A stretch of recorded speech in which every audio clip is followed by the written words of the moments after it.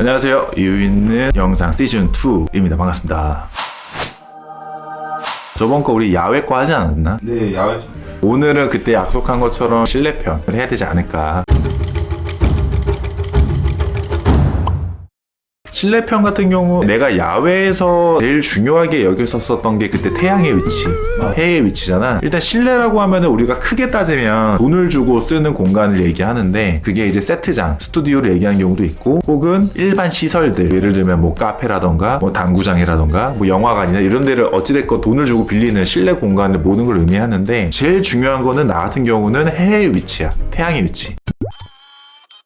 야외도 아닌데 태양의 위치를 왜 보냐 이럴 수가 있는데, 예를 들면은 카페라고 했을 때 주변이 통창으로 되어 있다. 유리가 해가 어떻게 떠서 어떻게 지느냐에 따라서 카페 안으로 빛이 들어오냐 안 들어오냐가 결정이 될 거 아니야. 내가 찍는 공간에 몇 시간대에 태양이 빛이 들어올 건지 태양이 끊길 건지 이거를 알고 있어야 내가 찍는 컨텐츠에 따라서 그 장소를 대여하는 시간을 결정할 수 있어. 내가 해가 들어오는 게 싫다 그러면은 그 해가 안 들어오는 시간을 피해서, 혹은 태양이 들어오기를 원한다, 사전 답사를 통해서 태양이 들어오는 시간을 맞춰서 가야 되는 경우가 있어. 근데 뭐 사실 이게 예산이 있고 뭐 조명이 있고 다 있으면 밤에 찍든 뭐 낮에 찍든 만들어줄 수가 있어, 조명으로. 근데 불가피한 경우들이 있어. 예를 들면 내가 찍는 공간이 1층이 아닌 경우, 혹은 낮은 2층이 아닌 경우. 내가 3층 4층 뭐 10층짜리 건물 위에서 찍으면 밖에서 조명을 칠 수가 없단 말이야, 현실적으로. 우리 쪽에서 뭐 크레인을 띄워서 하는 경우들도 있는데 도심 한복판에서는 그렇게 할 수가 없단 말이야, 빌딩에서. 그러니까 내가 찍는 공간이 1층이 아닌 경우에는 더 신경을 많이 써야 돼. 태양이 몇 시에 뜨고 몇 시에 지는지, 이게 가장 중요하다. 전혀 생각 못했어요. 근데 불가능한 경우도 있어. 예를 들면 1층인데 창가 밖이 1차선이야. 너무 좁은 1차선이면 차가 지나다녀야 되잖아. 그렇죠. 그러면 가게 사장님이나 이런 데서 조명을 치기 어렵다고 할 수가 있어. 민원이 들어올 수가 있으니까. 그런 것까지 고려해서 실내 장소를 결정을 해야 된다. 이게 제일 중요한 포인트. 해가 없어도 조명을 켜야 된다라고 했을 때 전력 같은 것도 가볍게 찍는 팀은 전혀 상관이 없거든요. 내가 약간 좀 상업적으로 조명을 팀이 따로 운영이 돼서 촬영을 한다 그러면 그 공간 내에서 전력이 몇 킬로까지가 가능한지, 그 킬로수가 보통은 일반 스튜디오라고 하더라도 전력을 증설을 하지 않으면은 조명을 몇 개만 꽂으면 전원이 나가버려. 그래서 내가 실제 촬영에서 사용하는 조명의 킬로수랑 내가 찍는 촬영 공간에서 허용이 가능한 킬로수가 맞물리는지를 봐야 돼. 내가 찍는 공간이 아무리 이뻐도 조명으로서 내가 영상을 예쁘게 꾸미고 싶으신 분들은 조명을 많이 써야 되는데, 그랬을 때 이 공간이 전력이 받쳐주지 않으면 조명을 쓸 수가 없다. 그래서 실내 촬영할 때는 전력 체크도 굉장히 중요하다. 보통 전력이 220V로 안 되는 조명은 근데 이거는 약간 좀 번외기지만 조금 깊게 들어가는 좀 딥한 얘기인데, 일반적으로 우리가 그 벽선에 있는 땡땡이 이렇게 두 개 있는 220V로 들어가는 게 일반적인 전기 코드인데, 조명팀에서 쓰는 높은 전력의 조명들은 그거를 꽂을 수가 없어.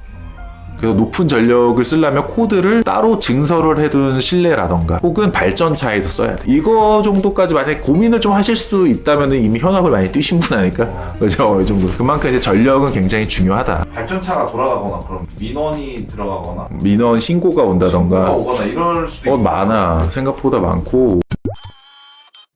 그거는 두 개 중에 하나야. 우리가 돈을 내고 쓰는 일반 촬영 세트장, 스튜디오들은 보통 그런 책임들을 사장님이 많이 짊어져. 여기서 뭐 발전차를 써가지고 민원이 들어온다던가, 사장님이 이미 그거는 다 쇼부를 쳐놔야 돼. 그런 공간이 아닌 일반 시설들, 뭐 카페나 영업장들, 우리가 대여를 하게 되면 그분들은 촬영에 대한 지식이 우리보단 떨어지기 때문에 이런 것까지 염두를 못 해두신단 말이야. 그런 공간 쓸 때는 보통 제작팀에서 주변에서 다 체크를 해놔야 돼. 민원이 들어올 수 있을 만한 여지가 있는지. 근데 이걸 또 반대로 따지면 소음이라는 거는 꼭 체크를 해야 되는 게, 실내 촬영을 하다가 내가 동시녹음이라 그러지, 대사를 치던가 멘트를 쳐야 되는 촬영이 있다. 실내 촬영을 하는데 그때 주변의 상황들을 확인을 하고 찍어야 돼. 공사장이 있는데 내가 그 근처 카페에서 찍는다. 그럼 그건 막을 수가 없거든. 혹은 차가 너무 많이 다녀서 뭐 크락션 소리부터 해가지고 엄청 시끄럽다. 이런 것도 알고 있어야 돼. 내가 찍는 데에서 멘트가 들어가는 게 되게 중요한 촬영이라고. 최대한 조용한 데를 많이 찾아야겠지. 그거는 내가 통제할 수 있는 영역이 아니니까, 실내 촬영을 할 때. 지금까지는 스태프들이나 제작팀? 촬영하는 사람들의 입장에서 본다고 했을 때 이야기라고 생각하면 뭐 배우나 다른 사람들을 서비스업이니까. 있잖아요. 그럴 때는 어떤 게 중요한지 다 야외랑 비슷비슷한 내용이거든. 접목하는 포인트가 다 다른 거야. 아까도 태양도 그랬지만 첫 번째는 주차야. 당연히 주차는 되겠지라고 생각하지만 실제로 주차가 안 된 데가 엄청 많아. 카페에 주차 안 되는 데 많잖아. 그럼 카페에 주차 안 되면 인근의 주차장을 미리 체크를 해놔야 돼. 우리가 돈을 내고 전문적으로 쓰는 세트장이라고 할지라도 주차 대수가 제한된 데가 굉장히 많아. 그 제한된 데가 있으면은 연예인 쪽에서 배우 쪽에서 몇 대가 오는지, 그러니까 우선순위는 무조건 배우 쪽으로 먼저 주지. 남는 대수를 이제 우리 제작팀이 되는데, 우리 쪽에서 남는 대수를 다 되더라도 부족한 경우들이 많아. 보통은 그런 경우에도 근처에 주차장을 확인을 해야 된다. 두 번째는 실내 장소를 어디를 가냐에 따라 좀 다르지만 대기실을 무조건 확보를 해야 돼.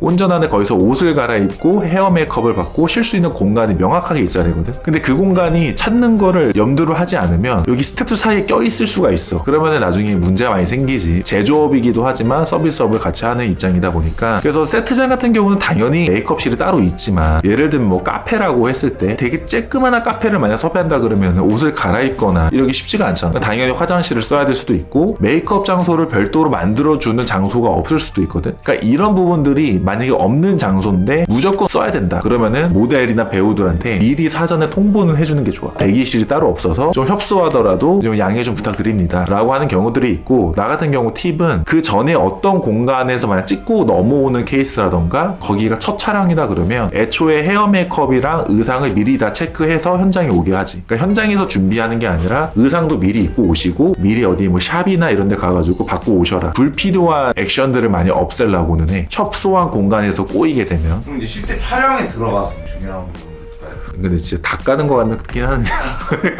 여러분들 혹시 보시는 분들은 경험하지 말라고 말씀을 드리는 거고, 근데 촬영을 하는 입장에서 실내 팁이 좀 있다고 하면 촬영하기 전에 답사는 무조건 가야 되거든. 가서 공간을 확인할 때 공간만 보는 게 아니라 그 공간에 있는 모든 소품들을 사진을 난 찍어두는 버릇이 있어.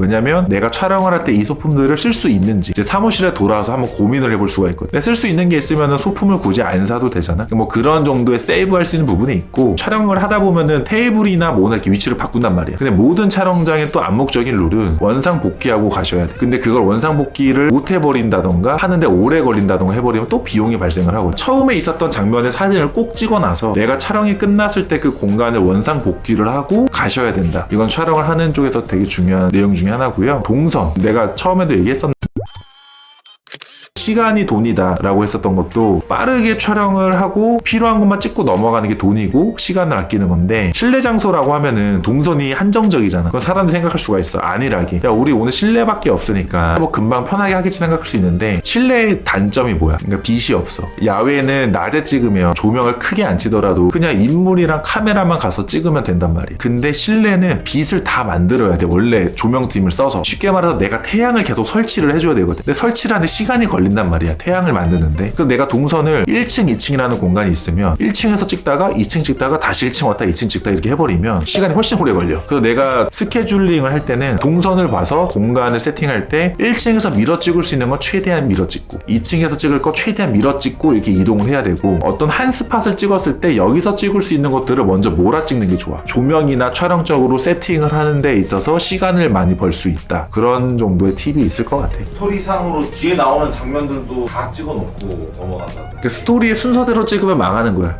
그러니까 약간 드라마식 접근이지 않나? 드라마 촬영도 이렇게 하잖아. 내가 왔다 갔다 해버리는 순간 배우도 힘들지만 스태프들도 되게 힘들어해. 그 다음에 놓치는 것 중에 하나가 세트장 등등 돈을 내는 데서 버그는 아닌데 암묵적인 룰 중에 하나가, 촬영하는 모든 총 스텝의 인원이 몇 명이냐가 되게 중요해. 이거는 대한민국의 모든 촬영장들의 사장님들이 약간 암묵적으로 정한 룰? 촬영하는 공간의 인원수에 따라서 금액이 달라져. 우리가 시간당 비용을 얼마를 내야 되는데 인원수가 늘어나면 늘어남에 따라 비용이 달라져서, 저기에 10만 원이라고 해서 당연히 쓰려고 갔는데 끝나고 결제를 받아보니까 시간당 20만 원을 내라 라고 하는 경우들도 많거든. 그게 보통 이제 인원수가 추가됨에 따라서 추가 비용이 발생을 하는데, 이런 거를 염두하지 않고 촬영을 가면 나중에 제작비에서 빵꾸가 난다. 많이 나도 경험을 해봤지. 잘 몰랐을 때 끝나고 결제를 받으니까 내가 생각한 건 다른 명세서가 날라오더라고. 그래서 촬영하실 때는 실내는 꼭 이 부분을 유의를 하시는 게 좋아요. 그렇습니다. 실내 촬영의 팁은. 그래서 아마 저번 편을 혹시 못 보신 분이 있으면 야외 촬영 편을 한번 보시고, 실내에서 좀 주의해야 되는 이번 편을 보시면 촬영을 나갈 때 나는 그래도 무조건 도움이 될 거라고 생각을 하고, 저번에도 내가 말씀을 드렸지만 이거는 솔직히 몸이 익히지가 않아서 똑같은 실수 반복을 하거든. 체크를 해야 될 걸 안 하고 나가. 그래서 혹시나 촬영을 나가실 일이 있으면 제가 말한 게 다 정답은 아니지만 그래도 메모를 해두셔서 이거는 무조건 체크를 해야겠다라고 하시고 촬영을 나가시면 몇 번 하시다 보면은 이게 몸에 익거든. 굳이 내가 체크 안 해도 내 몸과 머리가 알아서 반응을 해. 그렇게 되면은 더 수월한 영상 제작이 되지 않을까 싶습니다. 이유 있는 영상 시즌2 이제 시작을 했는데 2022년 새롭게 시작했으니까 저희 또 구독과 좋아요도 많이 눌러주시고 댓글로 또 영상에 관련해서 궁금한 정보들 내용도 남겨주시면 저희가 또 참고해서 그거에 맞는 또 컨텐츠로 인사드리도록 하겠습니다. 그러면 다음에 뵐게요. 안녕.